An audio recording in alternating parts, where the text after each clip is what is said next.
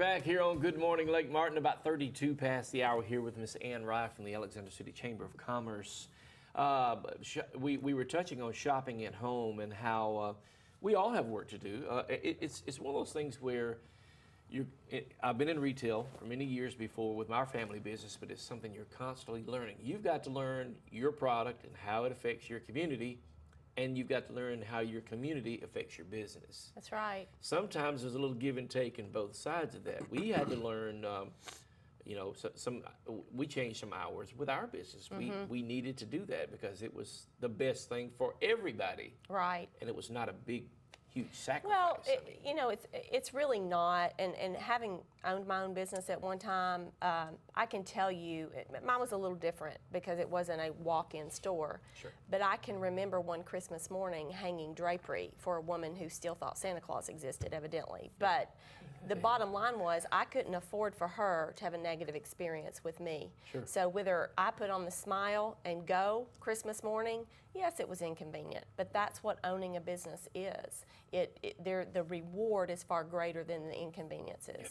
So I think we as business people have to be yes, you have boundaries, yes, of course, but we have to be focused on service above all. B, we have to make sure that we have the best mix of goods, that we're accumulating data that shows what is selling, what price is it selling at. Am I having to discount items in order to get them to go out the door? That's probably not a good buy. Start re-looking at your mix of goods. Poll your customers, find out what they want. But when it comes to hours, watch your traffic flow and document that. The thing is, if somebody extends their hours, or God forbid, some restaurant opens on Monday here, it's going to be slow the first couple times, just like our ad was. We spent the money, and honestly, some of the retailers forgot about it, and a lot of the public didn't realize the emphasis of First Tuesdays. But we know that it's an investment to get something started. And you can't expect right off the bat, if you're a restaurant and you open up Monday, don't expect a full house. Because we've trained our customer here to eat at home on Monday. It's not that microwave investment. It's one of those long. And I can attest to this because I recently, for the summer initially, changed my office hours. And all I did was take a couple of office hours away on Tuesday afternoon. And we put up a big sign, and we told everyone when they came in. And anyways, but people get used to your business hours.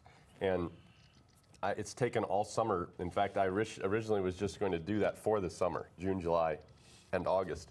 But I told my secretary and my wife and everyone the other day, I said, I'm not changing it again because it will confuse people too much. Yep. I'm leaving it alone. So we're still closed Tuesday afternoon, folks, because it's too complicated to retrain people. Sure. As silly as that sounds, you actually have to. Yeah. Well, and that's a little bit different because they're coming to see you. There's a certain service. They can plan that appointment around it. With retail, you have so many unexpected visitors. It's very impulsive. And most purchases are very impulsive. Bottom line, the reason people shop is to make themselves feel better. Very rarely are they shopping for something specific. So it is really about your mix of goods, and are you buying appropriately to hit your market, and that's a test. I do think that a lot of our independent retailers are working better together. They're observing what each one is buying at market, and they're offering something different, which is making them all successful. There is room for people in the market. I know it's scary, but it's only scary, with more concentrated retail. Imagine if Opelika had said, oh no, we can't have any more retail in here, and Tigertown never existed because maybe another sector of business community was threatened by the existence or the recruitment of that type of retail. The reality of it is that both are thriving. Yes. Both are numbers are up in downtown Opelika, numbers are up in Tigertown, and more people are moving there because of the quality of life that it offers. People want conveniences, and so we're working on that. I strongly believe in, and I'm very open-minded. I don't think that it's my way or the highway, and I certainly listen to my community and my business community. But when I hear a comment, what I immediately do is go do research. What do the facts say? What do other communities who have developed, what happened there? And honestly, as the mix gets larger, the pie gets larger. Because when we look at our trade area, any rural trade area is a minimum of 26-mile radius. And you think of people in Clay County, where do they shop? You think of people in Goodwater. You think of people that are midway between us and Sylacauga. They can turn one or other direction. It depends on what retail's there or what restaurant's there. Sure. So these are things that we have to embrace for growth. And honestly, if the water will raise all boats. As the water rises, all boats will rise, except unless your boat has a hole in it. And so that has been, Jacob Meacham is on board at the Chamber. We have so many resources to help existing business. We have executive resources, which is a team of highly skilled and talented retirees from our Lake Martin community. A couple of them are still working, and a couple of them are from Alexander City. But these guys are ready to invest their experiences into consulting free to any business who asks of that service. So all you have to do is fill out a little company profile. We'll identify the team members that can best serve you, and you get a vested interest in your business from a professional with years of experience. I mean, you can't beat that. I don't know why more businesses aren't asking. And my question is, why would you not do that? Yeah, what's it why going would to you hurt you? not? It's not going to cost you anything. No. And you might gain some great ideas. That's right. I think you would. And at the very minimum, I think our business leaders, we do this at the Chamber every Monday. You ought to be sitting down with your staff and having a staff meeting. And I don't care if you're setting the world on fire. You ought to be saying, how can we do better? And what works, and analyzing it, what was the return on it, making intentional decisions. Do we want to continue doing that? Do we want to change something about it?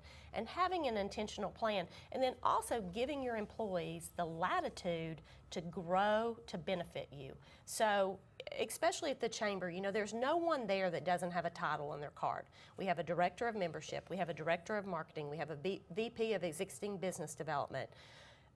All of them need the latitude to be able to implement their vision and their ideas, to test it, the willingness from leadership to allow them to fail, to learn, because you have to fail in order to succeed.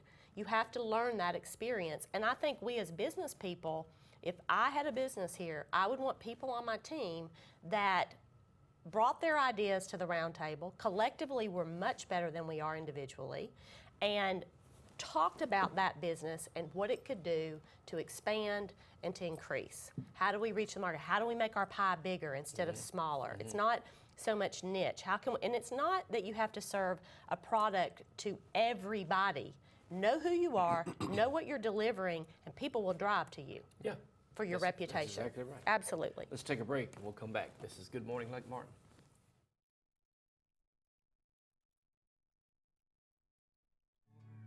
Joni wrote me